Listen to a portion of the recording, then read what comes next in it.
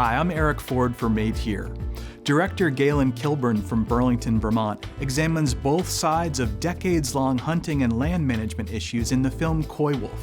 Coyotes thrive in Vermont, but opinions of the animal as a pest linger. The film examines all sides of this contentious topic and brings new focus and insights to the conversation. You can watch Coywolf and other great Made Here films streaming on our website and through the PBS app. Enjoy the film, and thanks for watching.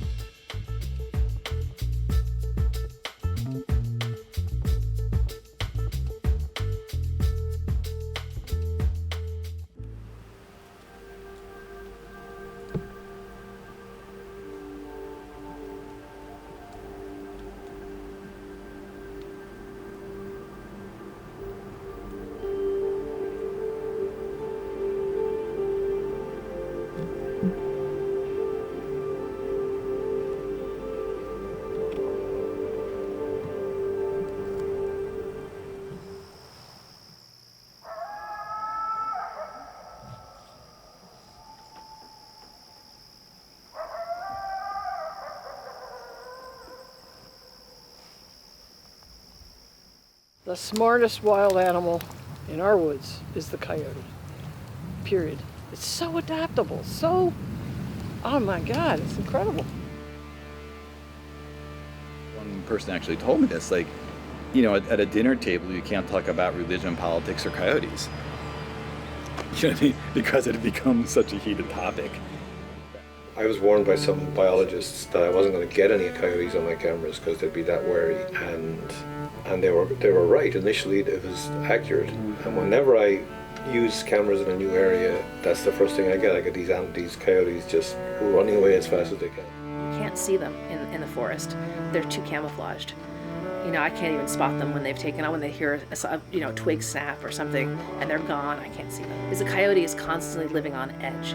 It's on the verge of darting. It's on the verge of being scared by anything, because it's learned, you know, through the years and the generations of coyotes that there's a lot of things out there to fear, and in particular humans.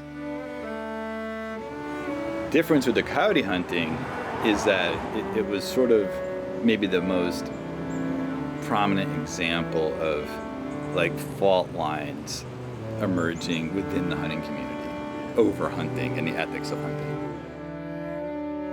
The journey, as I understand it, started in the Midwest, undoubtedly in response to the persecution campaigns.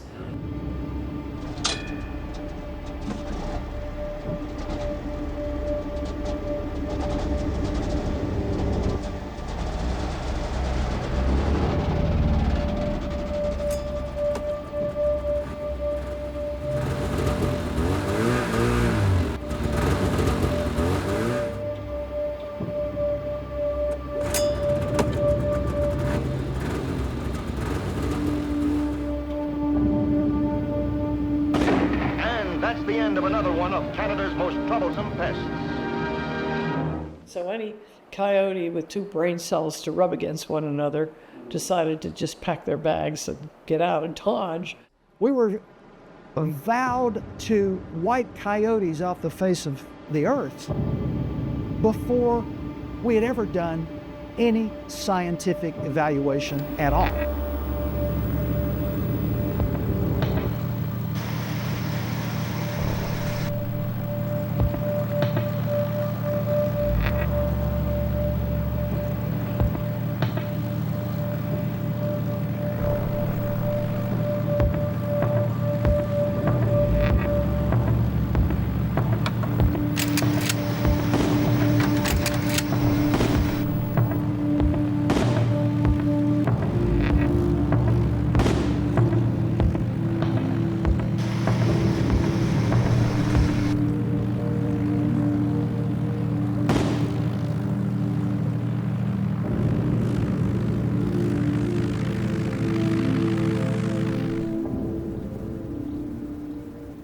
A federal bureau called the U.S. Biological Survey presents itself to Congress and to the American public as the solution to the predator problem.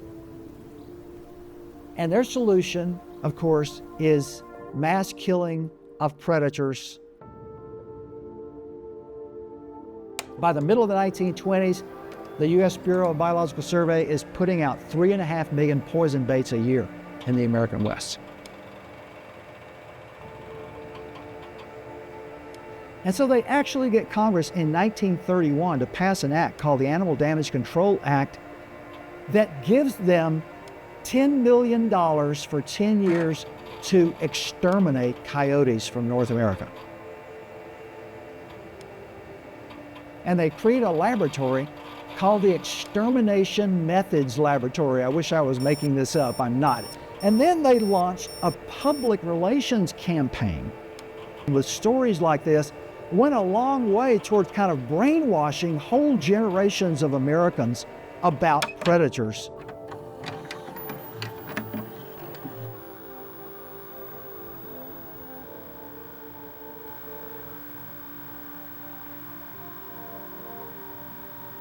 American scientists like Aldo Leopold were beginning to discover the role that predators play in the natural world.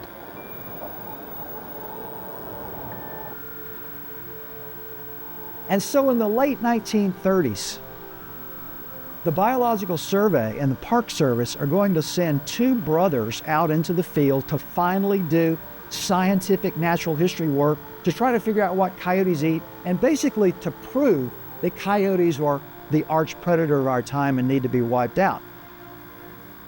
One of the brothers, Adolph Murray, spent 4 years working in Yellowstone National Park, studying the coyotes in Yellowstone. And in 1940, he says, well, I have to conclude that coyotes don't harm bighorn sheep. They don't harm pronghorn antelope. They have no impact on the population dynamics of mule deer. They have no impact on the population dynamics of elk. In fact, what coyotes eat, rats, mice, and rabbits.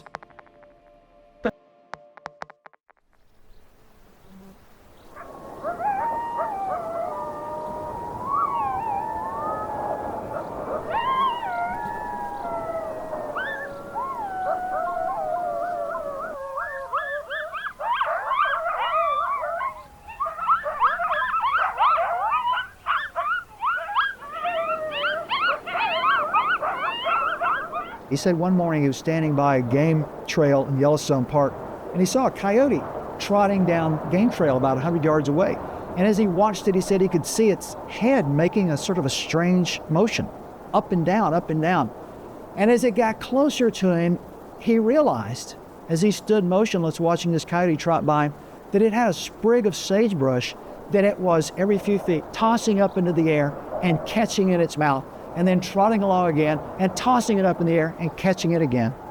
And as he watched this animal disappear down this trail, he said, what I realized I was observing was an animal that was in love with being alive. You know, the first coyote ever killed in Vermont was in 1948, right? And so they weren't even here.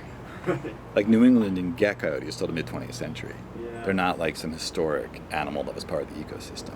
They came from the West.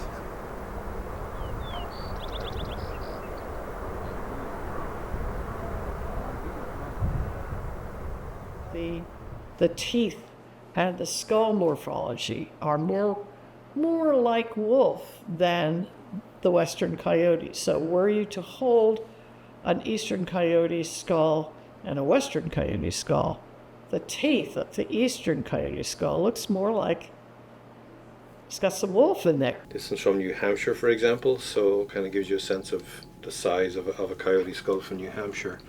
And this one here is, I believe, from Alaska. Yep. And I think we just lost a tooth, but oh no, we didn't, it's just dust. Anyway, so it gives you sort of a sense for the difference, you know. When I was doing my research in the late 90s, people would take me in their basement and show like coyote pelts on the wall or something, right? And some are huge. And like I said, I worked with wolves, with red wolves when I was in college. They aren't that big. I mean, they max out maybe 80 pounds, right? But so an 80-pound wild dog's a pretty big dog. And especially when it gets puffy, in the winter, that's going to seem like it's about 550 pounds if you saw it at dusk. You know what I mean? And so it's like they take me to innovation, and it's like, wow. I know just from meeting my wolves, that isn't like these little 30-pound things running around Wyoming. Right. Like, that's a big dog. And then more people would tell me that they felt they were eating a lot of deer. You know, and then these days you talk to people, it's like, if you shoot a deer and you don't find it immediately, it's gone. Like, they just come in and clean it up. It's not like the old days where you can like find a deer in the morning. Like, it's done. They were running around in packs to an extent that they weren't accustomed to.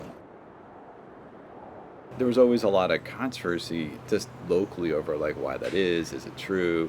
Do you call them coyotes? I call them coy dogs. Do you call them coy wolves? All these little, and there started to be these rumors that they were like hybrids somehow because that's why they were big.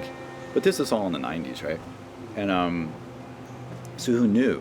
Well, interestingly enough, by 2004, an article was published out of Maine that kind of changed our understanding of New England coyotes, because they did genetic analyses of coyotes in Maine, and they're all hybrids, wolf hybrids.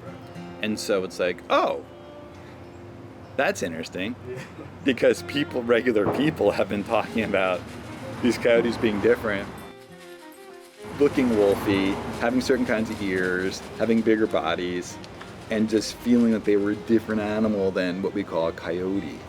They interbred with Eastern Canadian wolves and came down, and that's why some of the biologists I talked to would joke about coyotes in Vermont, the technical Latin name being Canis supus, because their genetics were like soup, like alphabet soup. So Canis supus, running around the woods of Vermont. I've got pictures of them on the game camera that if you didn't know that was a coyote, you'd think it's a wolf. I mean, just the way they're built, they almost like have a mane in the winter. They get thicker hair down their shoulders and stuff. You can pick it out in the pictures. There's a true story about a farmer, I want to say somewhere down in Addison County, who saw a coyote out on his fields, acting very strangely. So he thought, oh my God, that's a coyote, and he's acting really weird, probably has rabies. So he shot him. Well, he had the presence of mind to submit the animal to Fish and Wildlife, where they analyzed the contents of the stomach, and they found out what the coyote had been eating grasshoppers. So the leaping in the air and the snapping wasn't rabies at all, he was just eating. And so the first thing they start to do when they're puppies is they'll hunt insects. Is usually the first thing they do. And they'll eat berries. I didn't know coyotes ate berries off a bush, but when I walk with them, they'll stop and eat raspberries off a bush. Due to the fact that they felt killing coyotes helped the deer population, right? Killing coyotes potentially kept people safer, because it kept coyotes like scared of people, right? It kept them out of like your backyard sort of thing. And then number 3, just we have the right to hunt in Vermont. Like it's like a freedom. It's like we can hunt. Don't tell me where to hunt. This is, and Vermont is unique in that respect. Right back to the original Republic of Vermont, sort of like Constitution. Vermont granted a lot of hunting rights. So they're not wrong on that front in the sense that it's really baked into being a Vermonter. One great quote I got from a hunter in Rochester. He was talking about like how meaningful hunting was. How meaningful it was in the context of Vermont and growing up in Vermont. And he said every Vermonter deserves a chance to get a deer. I mean, what other state could you put in that blank and have it not sound like silly? And it was sort of like, it was like, yeah, this is who we are.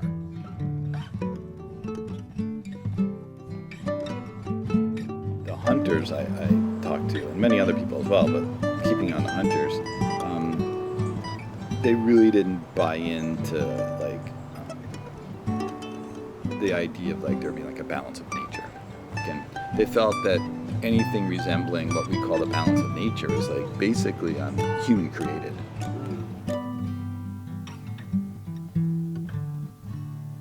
The coyote is a real success story, and I'm proud of it. Like I said in that document, it is regarded as the brightest, most resilient, most adaptive animal on the planet, and it's the least protected in the United States. It's a colossal embarrassment. We were trying to influence the House Committee on Natural Resources and Wildlife to create legislation that would require Fish and Wildlife to have a season on coyotes and give them a break for part of the year, for sure. I mean, well, we don't do that to any other animal, so why is the coyote, public enemy number one? And so the question is, how can we regulate what goes on to eliminate some of this stuff? Well, one thing we could do with coyotes is to kill a coyote by any means, any time of day, any day of the week, any month of the year is wrong, period. You wouldn't do that to anything else. Why are we doing this? Mm-hmm. I think that's my big question is why? Yeah, why? And why in a society like ours, when most of us feel the way we do, why is that even permitted?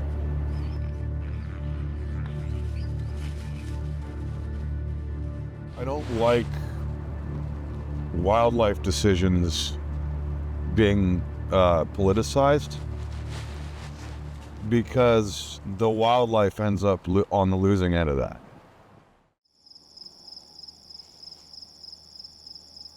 It doesn't seem like the biologists have a problem with it. It's sort of fringe animal rights activists that I would argue are a little out of touch with the reality. They view nature from the outside looking in as a non-consumptive resource.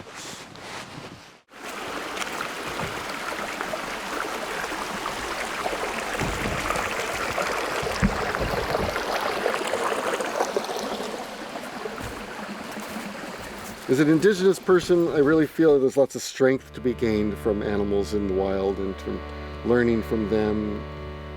They've empowered many people, and I think that the more activists that spend time actually connecting in the wild with the animals that they fight for, they'd feel, I think, their spirits very much improved from that. I grew up as a hunter. I used to be a bow hunter, and I ended up wounding 2 deer in the same season, and that was it. I quit hunting because I did not want to be going into the woods and inflicting suffering on an animal.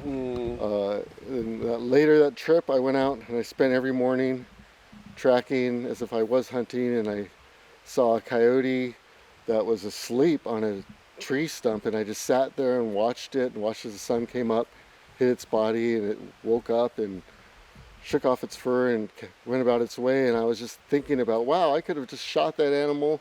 It's year-round open season. I was within 20 yards, and instead I just got so much enjoyment out of just watching it alive. And so that was the last time I really hunted that season, and then I started spending more time just tracking and watching wildlife, and then became an activist.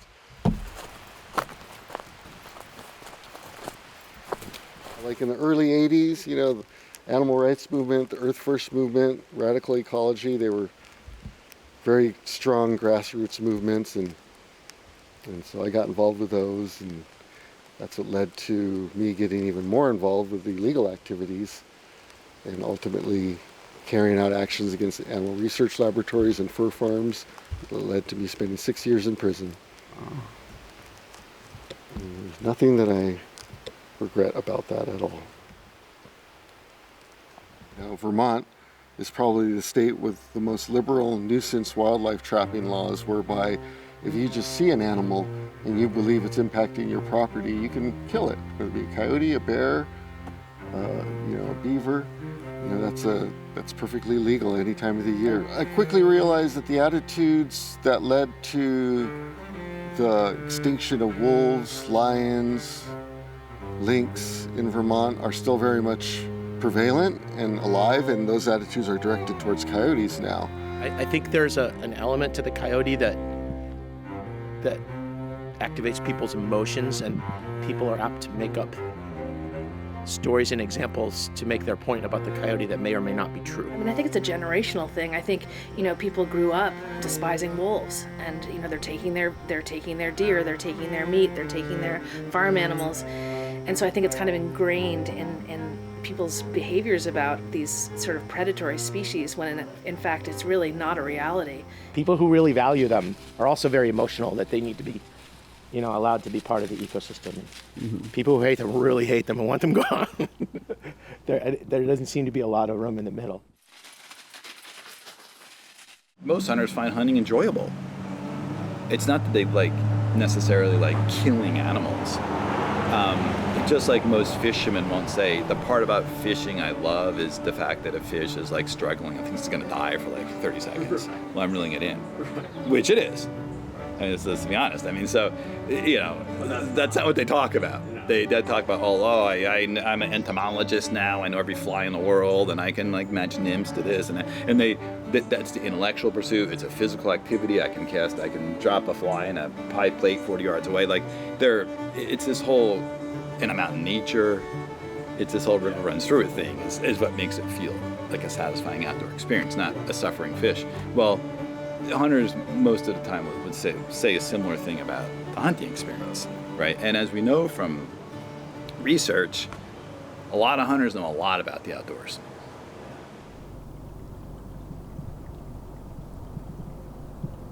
The majority of people do hunt them in the winter just because of the snow. They stand out more in the snow. And another thing, Vermont, you can hunt them any time of the day. You can hunt them at night, you just can't use a light. So a lot of times guys will go out when it's full moon on snow.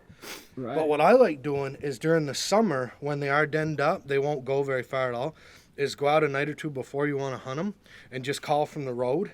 And don't make any noise, just do one call, and you'll be able to tell, yeah, there's one there, there's one over there, and then, just take note of where they are. So when you go, because they'll be right there. In Vermont, too, it's hard to hunt in Vermont for deer. It's not like you're going out in the golf course in Jersey, and the people who are successful year in, year out, they know something. And it's a lot different than taking a hike on the long trail and scaring a deer. Deciding on this, I have 2 weekends a year where I can hunt. I don't have to work. And I'm gonna predict where I should go to have a deer walk in front of me. Well, traditionally, you'd always hunt them or trap them in the winter because when their hides are the nicest. But I don't think you could probably give a coyote hide away now. Or no, people do it for sport or to control the numbers, but nobody does them for hides anymore. But I just like to hang them. I do them and hang them up, and they're beautiful. And it's a lot of fun. It's a lot of work, but it's fun. You gotta enjoy it. Yeah. Well, the thing, people don't understand them. Coyotes, and people don't understand. Yeah, there are, I will say, some Yahoo coyote hunters that just want to go out and shoot everything. But for the most part, people, I don't know, it's hard to explain. People hunt animals not because they just hate them, They like to learn about them. And it's funny because people that don't understand about the animals, they don't get the hunting and the what's behind it. And it's more than just going out and trying to kill an animal. There's a lot more you spend, because for your average person, they don't get out and spend all day in the woods. But there were some glitches in the reasoning because killing a lot of coyotes, at least from the wildlife manager's perspective, doesn't reduce the numbers of coyotes because they reproduce at a 30 to 100% higher rate when they're under pressure. So it's biologists will joke about coyotes and cockroaches will inherit the earth and all this kind of stuff because they're not like wolves. You can't seem to kill off coyotes. They can live in a garbage dump in Sacramento. They can live, they found one in Central Park. All these things. I mean, coyotes are just amazingly durable and can just live. And they reproduce at dramatically higher rates if you start to try to kill them off. I used to hear hunters say stuff one less coyote is one more deer. They felt that. So, I mean, you can hunt coyotes, 365 in Vermont, 24 hours a day still. And a lot of people, if they're hunting or any time of year, will shoot a coyote if they see it. They just feel like they're doing a little service, a wildlife management service. I was interviewing a guy about deer hunting, and then he was just telling me that he shoots every coyote he sees. If he's in his stand, a coyote walks by, shoots it, leaves it there. It's just what he does to like help deer. And he was a very like thoughtful guy.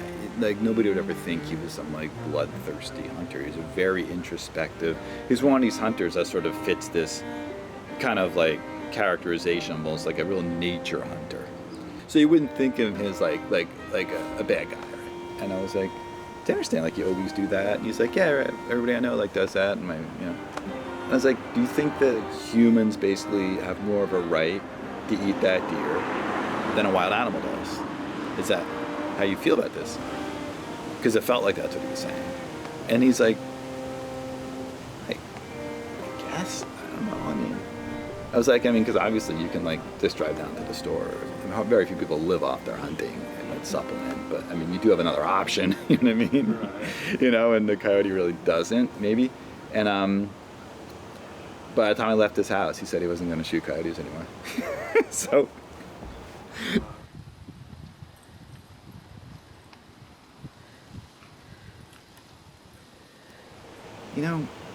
Just look at the Bible. Once you have like domestic animals, it's the wild dog thing becomes complicated. It's just gonna be an issue. I don't know of any place where like wild dogs around livestock hasn't created a little bit of anxiety among people. The state biologist said they were just going to take the lame and the sick deer and take care of the porcupines, but I've seen them take down good healthy deer. They don't care. It's whatever they can cut out and kill. And when you're killed by a coyote, it's a slow and painful death for a deer because they hamstring. They go from the back to the front, and they'll start eating them alive. They'll do anything. Coyote has no conscience. Best if they'd open the hunting up a little more, because for every deer I think we had 3 or 4 coyotes. We had lost a bred Jersey heifer 4 or 5 years ago. Was it longer than that? 4 years ago. And there's no kickbacks from the state for things like that. So you eat that. There's less farms because the state of Vermont does not want any small farms.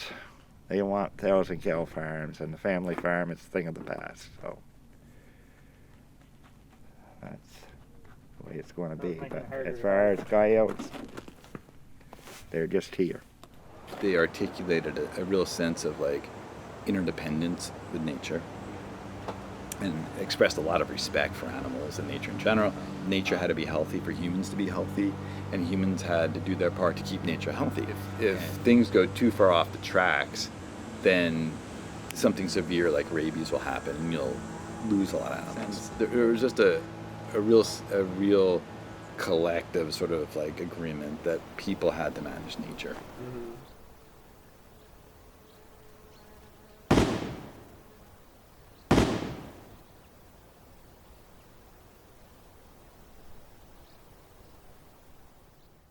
So for me, it's not just about opposing practices like the year-round hunting season in coyotes, but it's about returning towards a more mindful recognition of the role that predators play in a healthy environment, and ultimately in restoring biological diversity so that we don't have to continue to interfere with these animals. We can let them do their thing.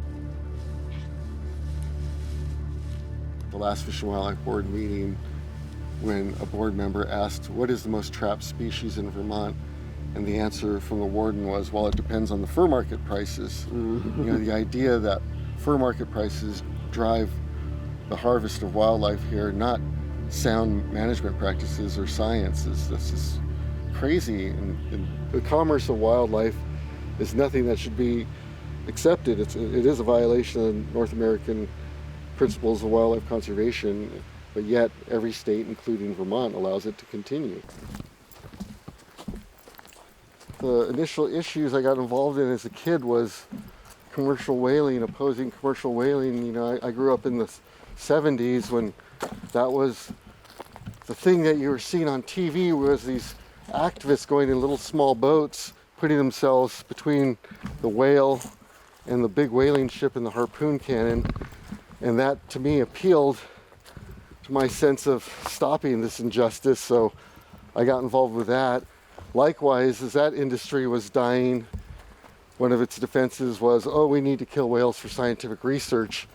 And so it's ironic that 40 years later, I'm working on issues where trapping is being context as a necessary biological data collection tool, and that trappers are citizen scientists, and I see it being the same thing by virtue of having a year-round coyote hunting policy and not teaching people about recolonization of wolves to Vermont. We're making it really hard for those species to return. It's a lot of it, I think, has to do with a different culture of hunters that are much more reliant on technology and don't do the groundwork, the hard work. People use trail cameras now. People don't scout as much as they used to. So you have hunters that are going into the field, sitting in stands or over bait piles, and they're going to take an opportunity to shoot the first animal they see.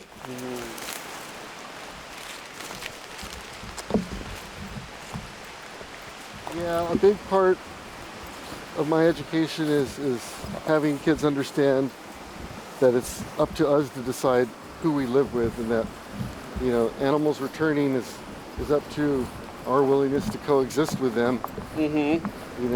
We've seen the return of wolves and beavers and elk to states where they were extirpated. I want Vermont to be one of the states that sees the return of species that were previously extinct. I think that there's a lot of pride to be had in a generation that helps usher in the return of the wolf and the lynx and the mountain lion to Vermont.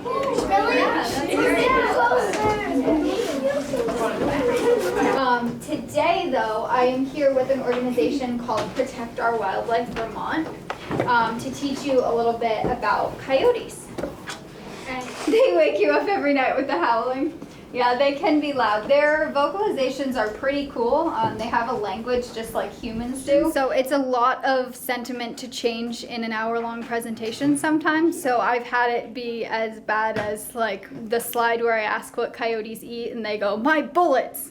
So definitely some kids who have hunted coyotes themselves who do have that deep-seated hatred of coyotes because they've grown up that way.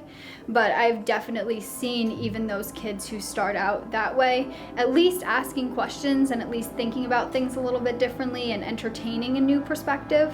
And I think that's where it starts. I mean, ultimately, I like the idea of rewilding of Vermont because it involves all stakeholders too. There's a place for all hunters, trappers, wildlife advocates. Everybody can be supportive of efforts that return native species to Vermont.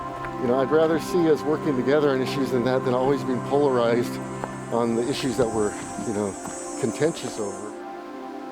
The thing that makes me feel the best after those Fish and Wildlife Board meetings is when I come home here and I see wildlife or check my trail cameras or even just spend time with my cats. It reminds me that, okay, those are just some people. That's just some people's attitudes towards wildlife, but it is changing. I used to shoot coyotes mainly over bait in the winter and a little bit at night if it was like full moon and you could see them, but it was usually over bait. And then went to a woman gave a talk on living with coyotes at the Yankee Sportsman's Classic. She just talked about how their family groups work and how if you eliminate the adults, the younger dogs might actually breed sooner, and that the population response to shooting them isn't really what you want. So I basically kind of did an experiment at the farm. I stopped shooting them and I just kept track because at the time I was shooting them, had at least 3, maybe 4 family groups that would talk at night. I mean, it was pretty active.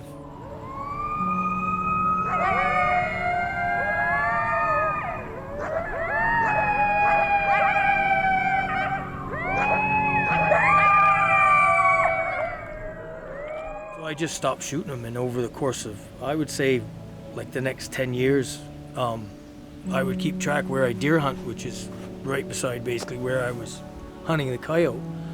Big tract of land, so nobody was like in there with dogs running them or anything.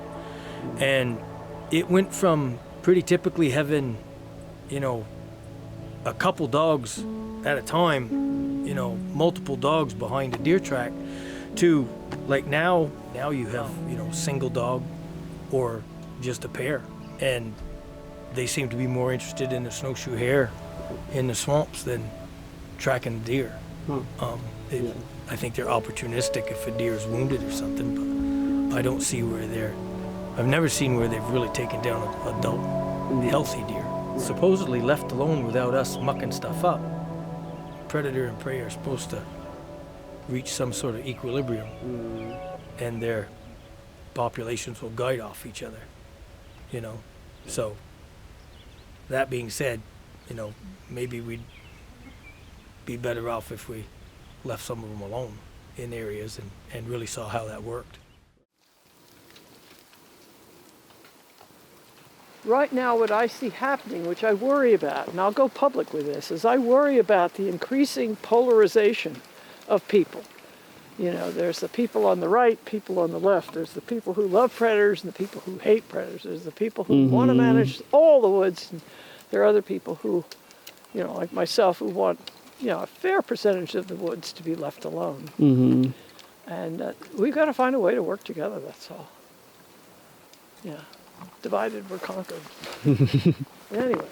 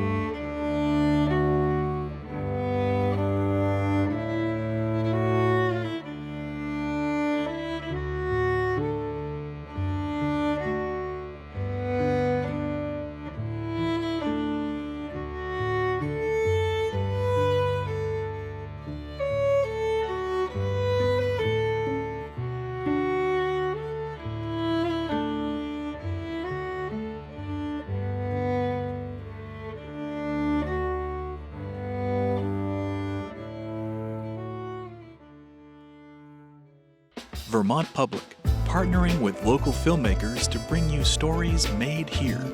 For more, visit vermontpublic.org.